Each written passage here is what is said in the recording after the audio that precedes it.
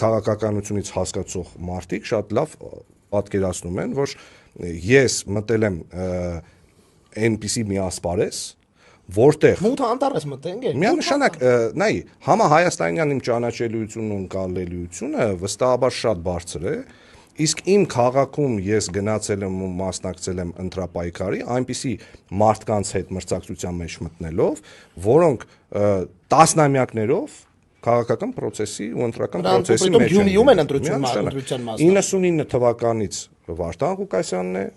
Գյումրու քաղաքապետ ընտրվել 13 տարի քաղաքապետ է եղել դրանից հետո երկու անգամ ազգային ժողովի падգամավոր է դառել 2007 թվականից եթե չեմ սխալվում Մարտուն Գրիգորյանն է ընտրական process-ների մեջ եղել եւ ազգային ժողովի падգամավոր է դառել նաեւ որքանով հիշում եմ քաղաքապետի ընտրությունների էլ մասնակցել այդ ընթացքում մի խոսքով